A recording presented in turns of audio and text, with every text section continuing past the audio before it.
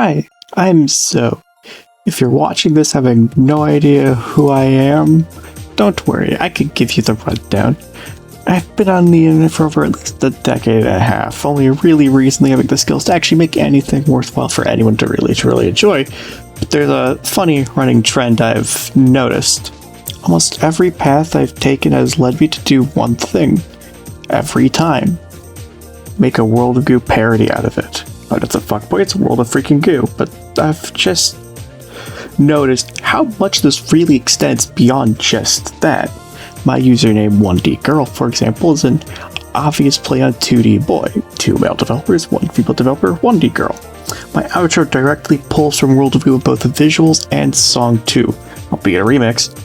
Going further back in older times in my life, you could see the same thing. My old Kitsune Sona lore was themed around being a mom chatbot that streamed. Thus the additional Ask Mom beta look of my stream overlays. Permacore's UI originally was made entirely out of World of Goo assets and still has some bits of it remaining in the design Scarf House ended up making. My Sona originally wore a tank top with a common Google on it, before I switched over to wearing Zoe's hoodie from Monster Prom, which will probably get a whole video dedicated to her at some point, which is aside the point right now. My primary fonts I use for the channel, and just in general, are the 2 fonts commonly used in World of Goo, Earth's Mightiest Bold and Twecent Bold. Chapter 4 shaped me into drawing digital landscapes fully green. It shaped how I draw a ton of things, too much to count. But, as the title suggests, what drew me into World of Goo so much compared to other games I like? Especially ones I played around the same time I first played World of Goo, basically all the way back at release. What makes this little quote-unquote obscure indie title better than like Plants vs. Zombies or Super Mario Bros. Or even Pokemon to me? It's time for me to take you on my personal journey of discovery as I aim to answer just that. I guess I should explain what World of Goo is for anyone unaware of what it is. World of Goo is an indie title that was released on Windows and the Wii on October 13th. It was received exceptionally well as a fantastic physics-based puzzle game building Goo ball structures to a pipe with an overarching plot based around a corporation on the World of Goo. That's the basics. I recommend playing the game for yourself if you haven't already, as a lot of what I'm about to go into will be both spoilery and may potentially twist your own perception of the game in a way I don't want to accidentally do. I think the first place I could start is just the world itself. Something about the 5 islands in the game is such a fun place to build stories on for me. Actually living in the World of Goo is always a fun time to me. World of freaking Goo, for example, conveys the life of the Goo balls through interactions you can find in the game. The part where the world itself is just so interesting, so many distinct landmarks, like the beauty generator, the product launcher, mom's computer, and the telescope are all burned permanently in my mind. They're all so fascinating. Of course, you have the characters too, the Faceless Sign Painter, Mom of course, the also Faceless Corporation, and the many Goo balls make for fun characters to build off of when writing a story or just theming a project. Again, such as my Kitsune lore for my channel as a streamer, for example, being themed as a bot chatbot who streamed games using the pre-existing Mom lore to make an interesting Sona lore for streaming. That's just something I've noticed in general for my fan works compared to others. They create their own locations, while I stick with the originals. Nothing wrong with how other people do their fan works, I just find it really interesting.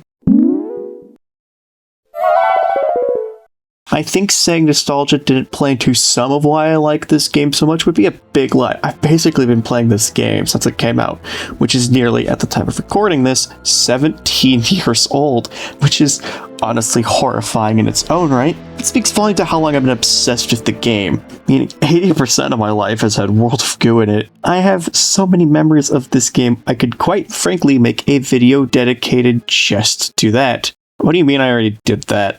The game being in my life has basically given me an altered Tetris effect, but with World of Goo, you'd be surprised at how interesting some random-esque fucking desk layouts could become interesting World of Goo levels. Although I'm not quite sure what a penny Goo ball would be like mechanically, I'm sure it would have been great though.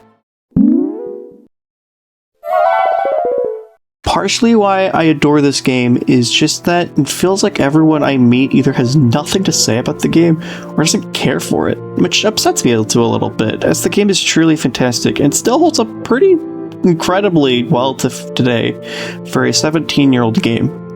I know the game has its fans, but to me personally, in all my spaces, all the people I've met, nobody really seems to care, and the people who do, I'm very grateful that they show interest in it, but nobody really wants to generally engage with it to try and enjoy and feel. It just feels like with how much I like the game sometimes, how much I try and share that love to others, I'm ultimately just reduced to the person who really likes World of Goo, when I am more than just that.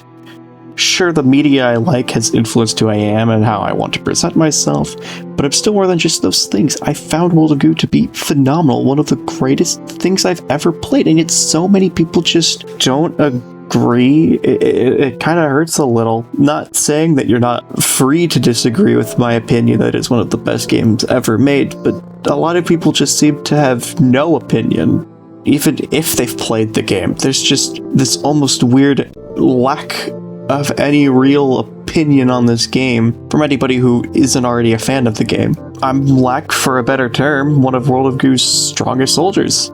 I also couldn't be happier, and yet I still am more than just a person who likes World of Goo, and let me show you why that's important. This might seem like a side tangent, but bear with me for a second, alright? A majority of the people on the internet have developed what I call an unhealthy view on people, where what you enjoy defines who you are in that person's minds. I'm not about to say they're totally wrong. I'm guilty of doing this myself, I definitely am. Fandom culture has always had a stigma around certain fandoms. It just comes with widespread information and just general fandom culture. However, if you stop to really get to know somebody on a deeper level, or anything that isn't just surface level, seeing this person and what they enjoy, and your only takeaway is still that they really like something, I think something went wrong. Inspiration is a wonderful thing that I think should be celebrated more, sharing your love of something in your own unique way. Of course, you can't blame everybody for doing this, especially with how closely somebody might stick to something they're inspired by. Like, for example, me with World of Freaking Goo. While it is still its own thing, it is still heavily a fan work of World of Goo. But again, if people judge something for what it is on the surface, well, it's just another don't judge a book by its cover. There's so much unique things you could do with what you love. To generalize it all is just kind of rough. There's still stuff to do with my point. I guess it is kind of vague. I feel like my love of the game doesn't change because people treat me differently for dedicating so much of my time to World of Goo. I feel like it changes because I'm spreading my love of the game to others, even if it's not being returned. I'm still doing what I enjoy and getting better at it, and my benchmark being this old 17-year-old game I really enjoyed. It's just making that enjoyment of this game that much more stronger. When you are a fan of something and you're just reduced to being a fan, it does get a little disheartening when that's all people know you for. But at the same time, you can't let that detract from being that fan of something. You can still very much enjoy that. Just something to think about, I guess. When I asked myself, why do I like World of Goo so much, I almost felt like everything I liked about World of Goo suddenly felt artificial.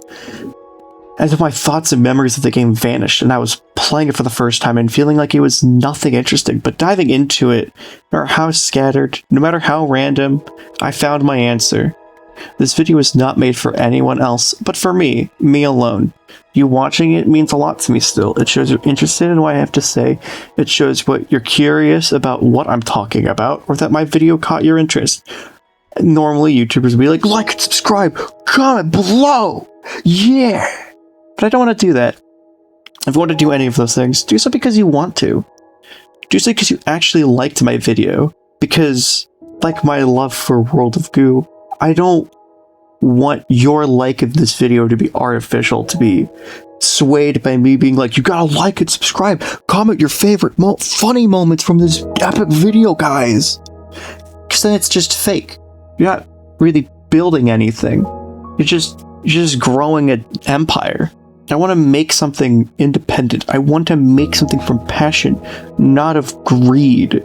Making money and growing the channel and having an audience is all just a little bonus to share my love of what I like to the world. To share why I like World of Goo so much. Sure, I want to make this my job, but if making this my job means that I have to play to the algorithm, I have to play to typical YouTuber tropes, I have to do all of that, I'd rather just not. I felt my soul leave my body making that short, and part of this deep dive helped me more to understand who I am as a person than just the love for a video game, and I think that's truly special. I'll see you in my next video, whatever that may be. Thanks for watching.